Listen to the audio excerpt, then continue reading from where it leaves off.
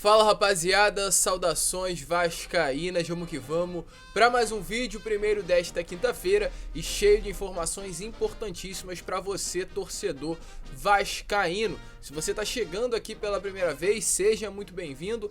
Este é o canal do Gigante. Se você ainda não é inscrito, se inscreva no nosso canal. Aqui embaixo também deixe o seu like e ative o sininho de notificação para que todos os vídeos que eu envie cheguem até você.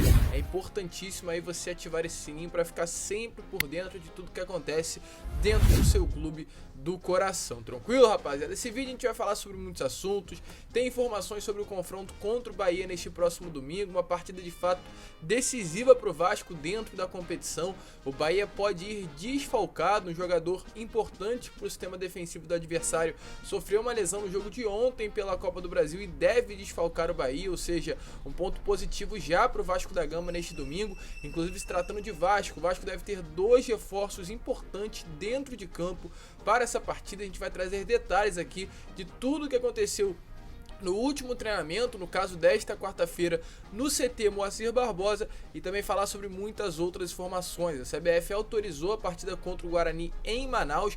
Em breve teremos já a venda de ingressos e vamos falar também sobre Sub-17, pois foi definido o confronto contra a equipe do Fluminense pelas quartas de final do Campeonato Brasileiro. A gente também vai trazer todos os detalhes aí dessa partida. Então, é claro, vamos que vamos, né, rapaziada? Sem muita enrolação, já te aviso, fique até o final do vídeo para que você não possa perder nenhum detalhe. Tranquilo, rapaziada? Eu quero primeiro falar aqui sobre Vasco e Bahia, porque domingo o Vasco enfrenta a equipe do Bahia, um jogo, volto a repetir, que tem as suas dificuldades. O Bahia hoje é o atual líder da Série B do Campeonato Brasileiro com 13 pontos, uma equipe que realmente vem desempenhando um bom futebol, vem de uma goleada sobre a equipe do Londrina por 4-0 jogando em casa, ou seja, vem animado, vem empolgado e ontem inclusive se classificou para as oitavas de final da Copa do Brasil, ou seja, vem com mais moral ainda para enfrentar o Vasco neste próximo domingo. Nessa partida o Bahia acabou tendo uma baixa,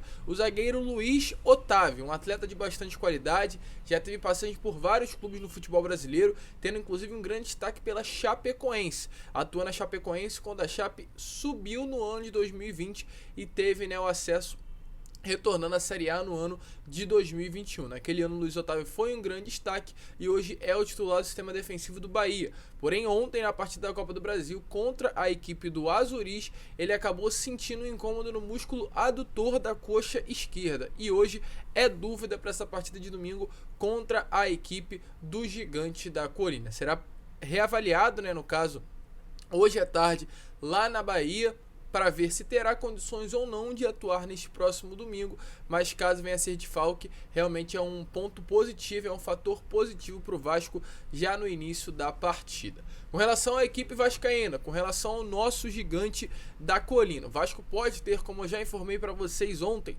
o retorno tanto do Vitinho quanto do Eric. Inclusive, tá aparecendo aí na imagem para vocês um treininho separado realizado por eles ontem lá no CT Moacir Barbosa.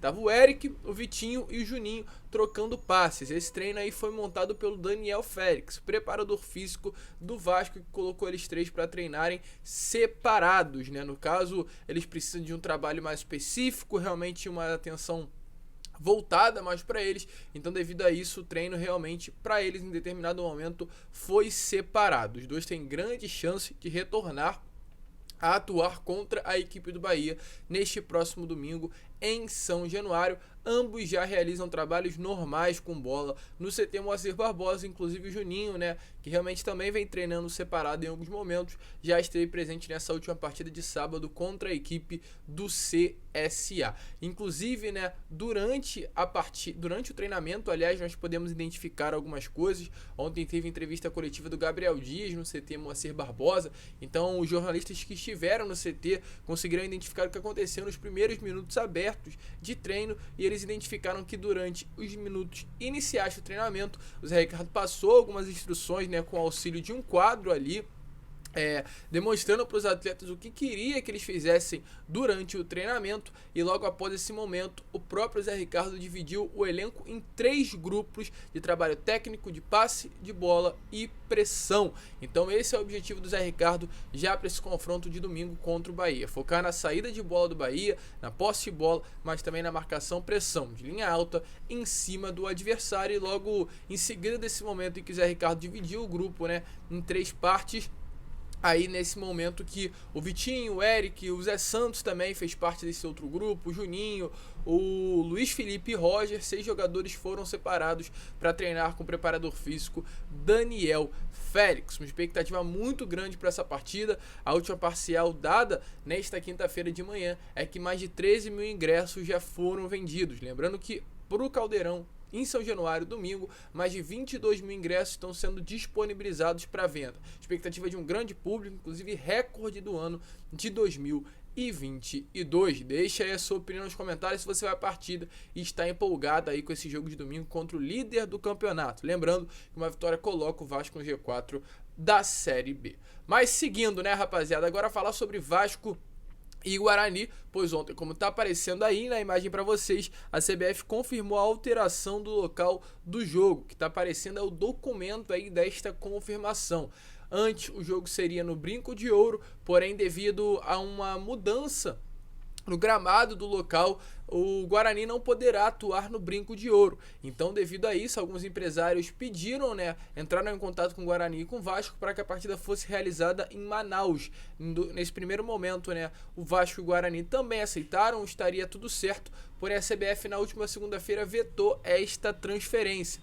Uma das justificativas seria que o Vasco, mesmo sendo visitante, caso jogasse em Manaus, teria um público maior. Esse foi um dos motivos que a CBF vetou a partida, no caso, para Manaus. Porém, o Vasco, na defesa, disse o seguinte, inclusive um argumento bem válido, e realmente muito bem colocado.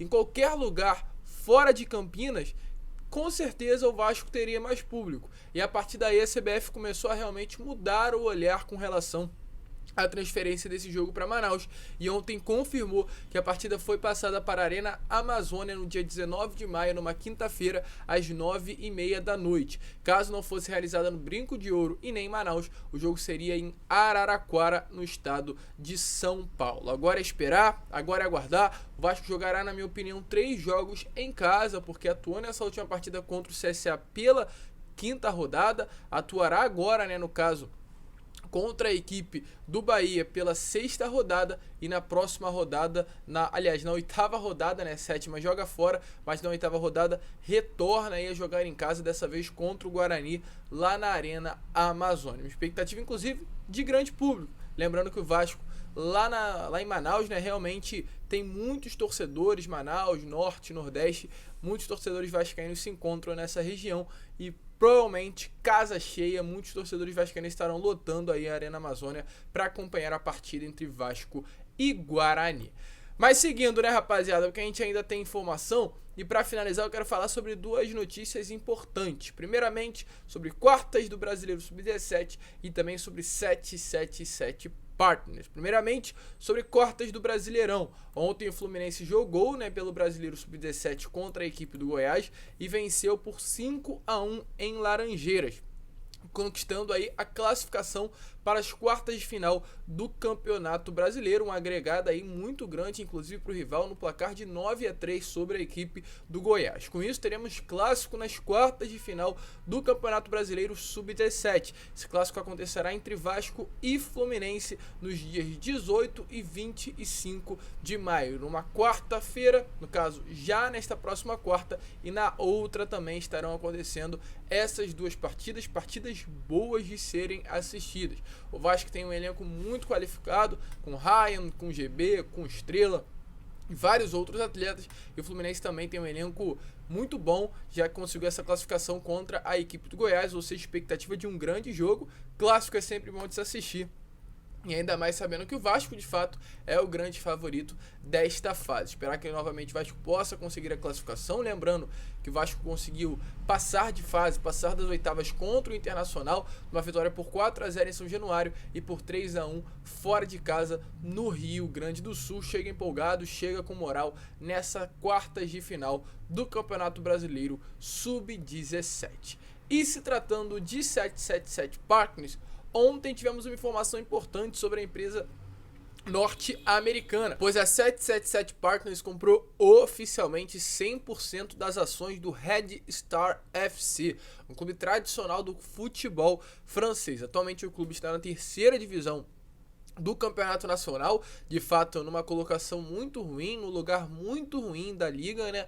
Mas o objetivo da 777 Partners é fazer com que realmente o Red Star volte aí a uma elite do futebol francês. É um clube de bastante tradição, né? Como já falado na região, é um clube de 125 anos e foi fundado por Jules Rimet, para quem não sabe, é antigo presidente da FIFA e que deu nome aí durante grande período a taça da Copa do Mundo, né? A primeira taça levantada pelo Brasil na Copa do Mundo tinha esse nome, a taça Jules Rimet. Então realmente ontem a 777 Partners comprou também o Red Star FC e agora conta com a Genoa, com o Standard Liège da Bélgica, Red Star FC da França, 15% do Sevilha na Espanha e muito provavelmente em breve 70% também do Vasco da Gama aqui do Brasil. Ou seja, criando aí um conglomerado de clubes pelo futebol mundial, e acredito que o Vasco poderá um dia também, nem em breve, quando isso realmente se estruturar de uma forma mais sólida, ser muito beneficiado com essa união de clubes